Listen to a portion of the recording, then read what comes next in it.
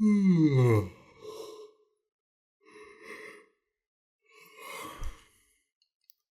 would it be hard for you humans to do your summoning during the daytime? I mean, yeah, we demons may be creatures of the shadows, but still, it would be nice to get a night's sleep sometimes. I mean, fuck. To just be yanked out of my bed with your spell and pull me through space and time into your room.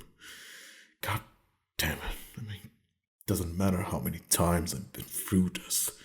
Still appalls me how rude you humans can be. Would it hurt to give me a warning sight? Like ringing a bell? I don't know. Striking a chime? Anything, really. Anyway, from the looks of it, this must be your first time summoning someone from the underworlds. If you couldn't even give me a wake up call, there should be information on how to do this somewhere. You mortals have access to all the information these days, so you really have no excuse. Well, have you got nothing to say to me? You were the one who called me here, so you could be polite enough to say hello.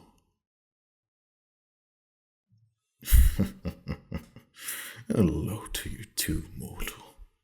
It's so very pleasant meeting you. This is a very nice living room you have there.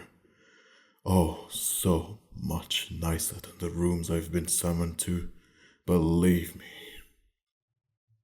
Now, now that we have the greetings out of the way, could you at least have the decency to show me your face? Oh, those silly masks. They are never as ceremonial and necessary as you mortal may think they are. It always strikes me as silly. So, please, take it off so I can gaze upon my new master's face.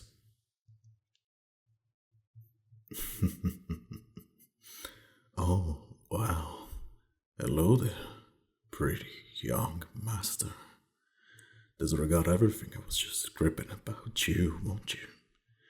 I tend to get a bit grumpy if I don't get my daily dose of beautiful sights for the day. And you gave just what I needed. And I do love being summoned by pretty ones. Of course, I'll do my job regardless. It is very hard to turn me off. At least, if you understand what kind of demon I am. But I already know I'm going to love my time here. Now, are you going to take me out of the circle so I can take a closer look at my new master?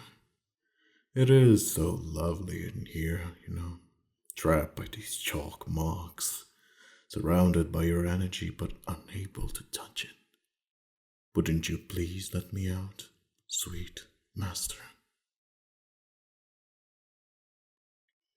Ah, you've done your research well. You must first give me a name to seal our deal before you let me out. It is true that the binding of a new name, I would be free to rampage through the human world, doing what I wish, but come on now. Do they tell you what exactly I'll be doing? I mean, at most, I'll leave a few confused man and woman behind me, of course.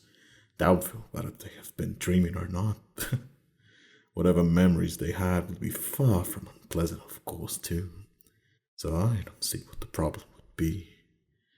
Of course, you'd be the first to experience my talent, sweet mortal, being the closest in proximity to me. I promise, once I'm through with you and move on to the next, you'd be too dazed and happy to even care about what's going on or where I'm going. Not convinced, eh? I see. Fair enough. Practical of you too, being determined to be my one and only master for the time being. I understand you'd want me all to yourself too. The only thing better than summoning an incubus at all is binding that incubus so they obey each and every one of your commands, no matter how devious. So, tell me, what is your name?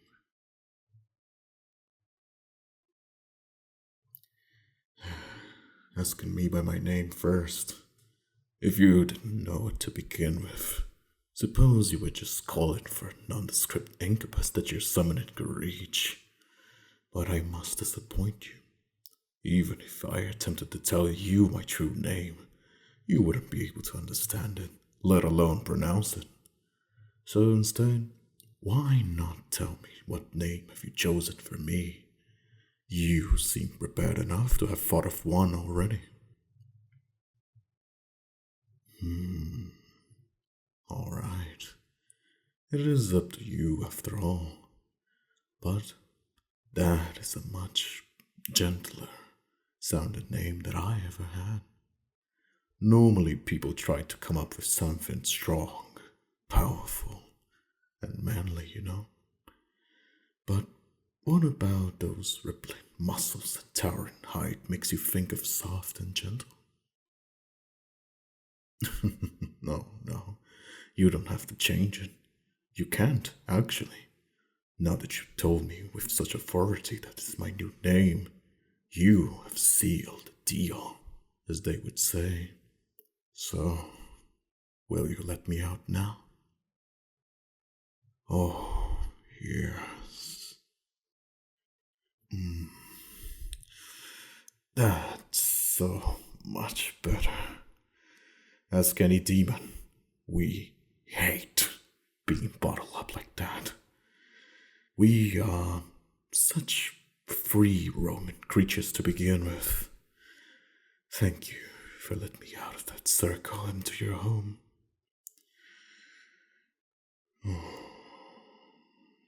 You know, I love the smell of the candles you're burning. You really went all out with the selection of your summoning items, even down to the candles being essential scent. Oh, I'm impressed with your attention to detail. The way you arranged everything to be as alluring as you could. Except, well, I'm usually met with summoners wearing silky robes, lacy things, or even less. But I can say, in all my countless years, I've ever encountered the likes of this before. You can be proud that, after a bond is broken, whenever that may be, I'll always remember the sight of standing near like this. Incredible. I just have to get closer to you and take a better look.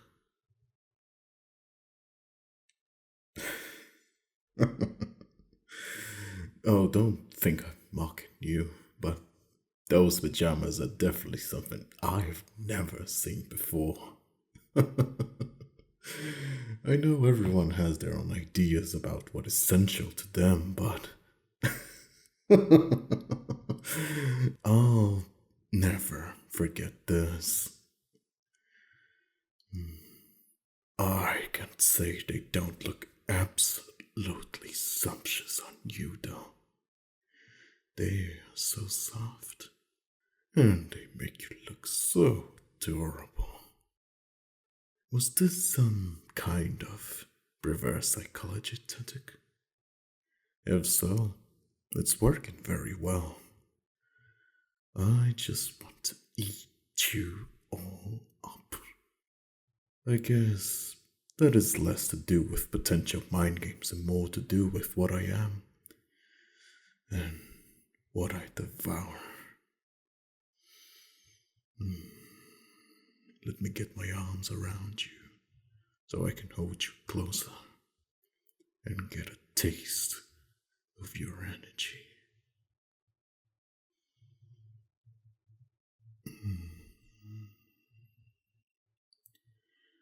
Oh, I was right. You're all soft sweet and irresistible. More mortals should take a page out of your summoning book. Hiding your body in something loose, fitting, and soft just makes me all the more eager to strip it from you and explore your true frame. What do you say? Shall I start working my way down those buttons? Huh? What? Uh, no? Uh, Alright then, Alright then. Perhaps there's something else that you want me to do? I knew it. Tell me what does my master desire? Oh, sweet mortal, I'll do whatever and anything you say. Anything. Help you gather the summoning items? Uh, sure, I can do that. I'll just blow out the candles then. But it seems such a waste. They do add to the mood, don't you think? And they light up your delectable face oh so wonderfully. Oh, you're turning the lamp instead. Alright, whatever.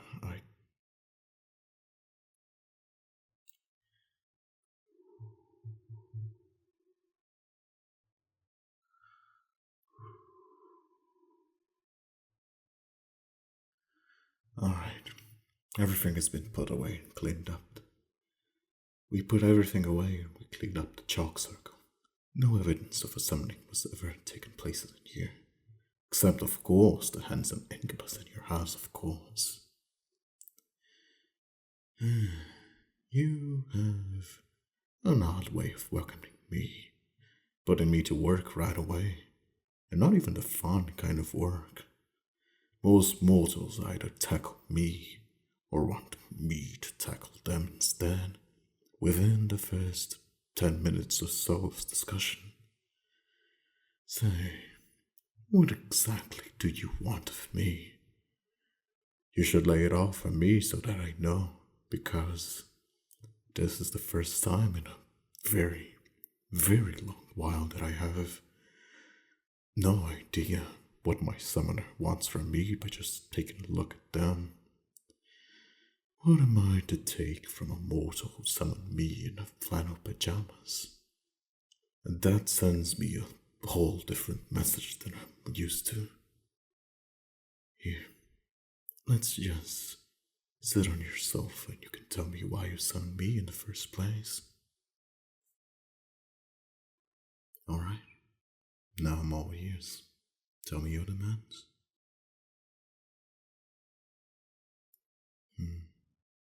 Alright. I see. That is very interesting. So, let me just make sure I understand my duties. Will consist of cuddling, kissing, holding your hand, complimenting you, and generally being affectionate. Sweet mortal, I can absolutely treat you as kindly as and affectionate as you want. However, I must point out that there's an entire well of untapped potential that you have not mentioned. I mean, I am an incubus. I don't usually stop at headpats and innocent nuzzling. Are you telling me that you do not wish to use the extent of my talents to please you in every way? That is very surprising. I've never been summoned by anyone who wanted a, well, a live-in partner? I suppose it's what you're describing. Of course, minus the bedroom adventures.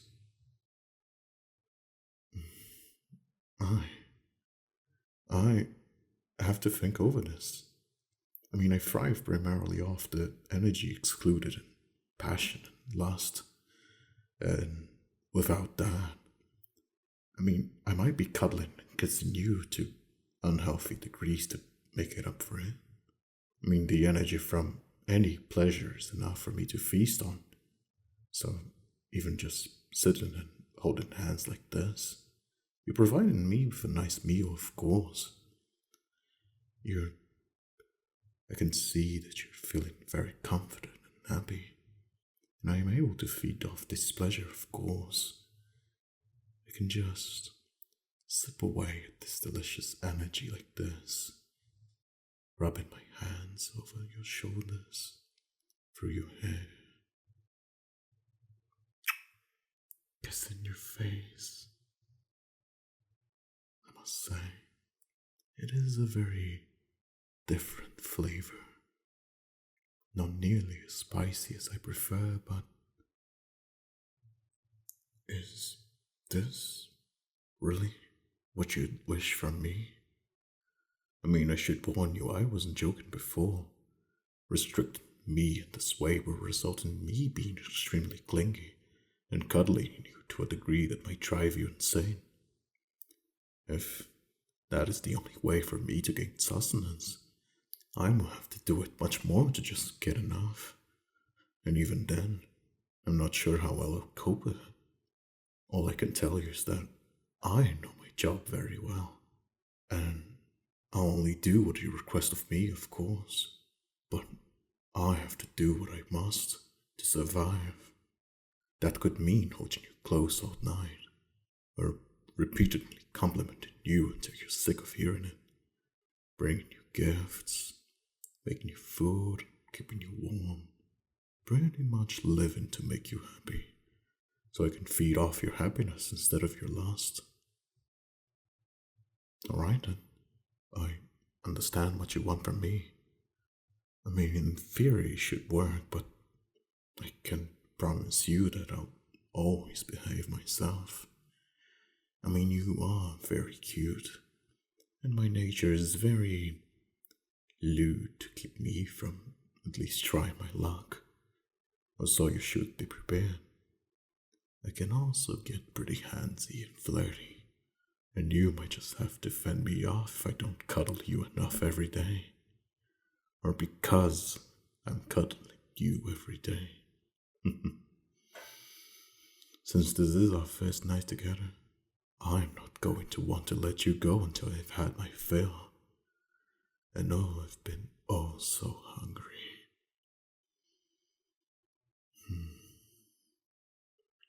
You know, I'm starting to think that you're smarter than I assumed, sweet mortal. I would almost think that you planned this from the very beginning, just so you could have a non-stop cuddle buddy around the house. Well, I've definitely been used for worse before. Here, lean your head on my chest and I can feel your comfort and happiness. It's such a change of pace, but not a terrible one. We'll just have to see if this is enough to keep me in check. Either way, I'm all yours.